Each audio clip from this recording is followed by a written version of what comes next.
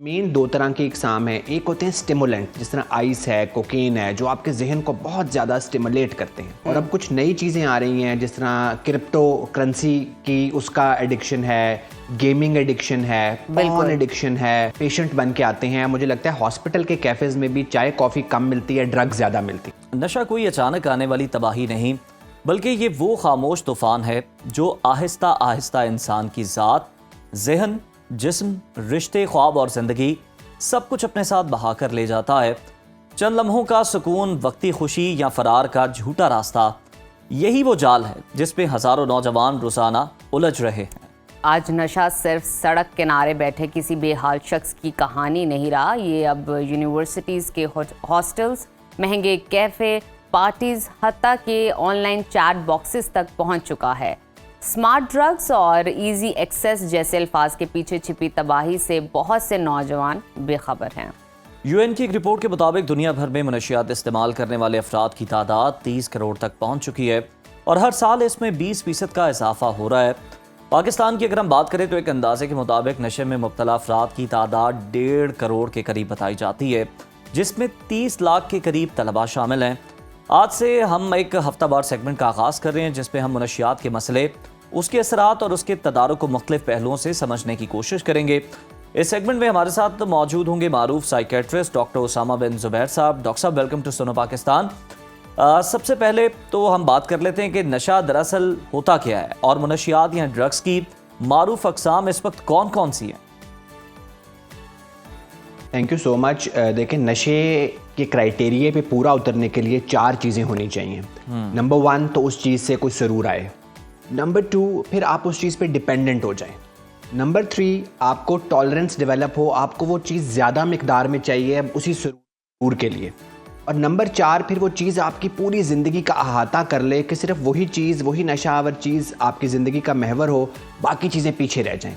تو یہ ہے کسی چیز کے نشے کا کرائٹیریا. پھر آپ نے اقسام پوچھی تو مین 2 طرح کے اقسام ہیں. ایک ہوتے ہیں اسٹیمولنٹ، جس طرح آئس ہے، کوکین ہے، جو آپ کے ذہن کو بہت زیادہ اسٹیمولیٹ کرتے ہیں. پھر ایک ہوتے ہیں ڈپریسنٹس، جس طرح ہیروئن ہے، شراب ہے، بینزوڈائزپینز کی گولیاں ہیں، جو دماغ کو بالکل سلا دیتے ہیں. اور اب کچھ نئی چیزیں آ رہی ہیں جس طرح کرپٹو کرنسی کی اس کا ایڈکشن ہے، گیمنگ ایڈکشن ہے، پارن ایڈکشن ہے، اسکرین ایڈکشن ہے. تو ابھی یہ نئی چیزیں بھی آ گئی ہیں. بالکل ٹھیک. ڈاکٹر صاحب ہمیں یہ بھی بتائیے گا، پاکستان میں نشے کی بڑھتی ہوئی شرح کے پیچھے وجوہات کیا ہیں، کیا ریزنز ہیں، اور نشے کی عادات جو ہیں ایک عام شخص کی زندگی کو کس طرح متاثر کرتی ہے، کیا امپیکٹ آتا ہے اس کی لائف سٹائل پر؟ دیکھیں، میرے اپنے کلینکل ایکسپیرینس میں تو 4 یا 5 مین وجوہات ہیں. سب سے پہلی ہے پیئر پریشر. ایک بچہ جو بڑی اسکول چین میں پڑھتا ہے وہ کہتا ہے جی میرے سارے دوست ویپ یوز کرتے ہیں، کینابس یوز کرتے ہیں، ہیش یوز کرتے ہیں، تو میں بھی کرتا ہوں. Number 2 availability.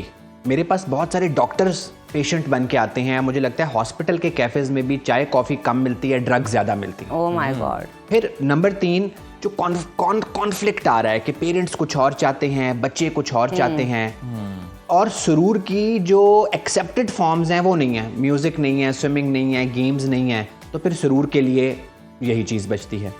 تو یہ 2 3 4 مین چیزیں ہیں جو بہت زیادہ امپیکٹ کر رہی ہیں اور اس کی وجہ بن رہی ہیں. ڈاکٹر صاحب آپ نے پیرنٹس کی بات کی. کچھ پیرنٹس اور اساتذہ کا یہ خیال ہے کہ یہ صرف شوق یا عیاشی کا مسئلہ ہے، جبکہ ماہرین اسے دماغی بیماری یا ذہنی کیفیت کا نتیجہ سمجھتے ہیں. آپ اس کو کس طرح سے ڈفرینشیٹ کریں گے؟ دیکھیں، 3 پہلو ہیں. میں نے پہلے ہی آپ کو نشے کی ڈیفینیشن بتا دی کہ ایک چیز جو سوشلی ہو رہی ہے، مہینے میں 1 دفعہ ہو رہی ہے، وہ نشہ نہیں ہے.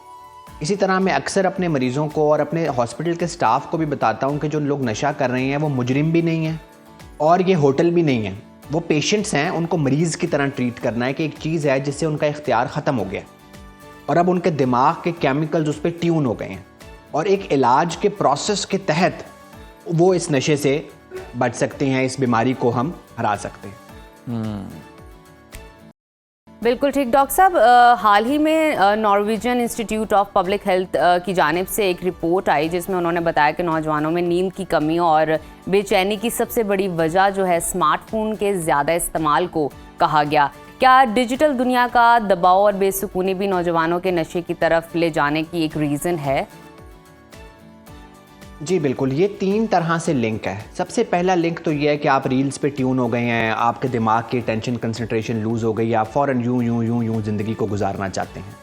پھر یہ چیز آتی ہے کہ فون سے ہر اسٹریسر آپ کے اوپر بمبارڈ ہو رہا ہے. اب آپ لوگ بھی شو ہوسٹ کر رہے ہیں، آپ کو پتہ ہے جی رات کو بھی ایک میسج آ گیا تو آپ جاگ گئے، اوہو صبح ایسے کرنا ہے.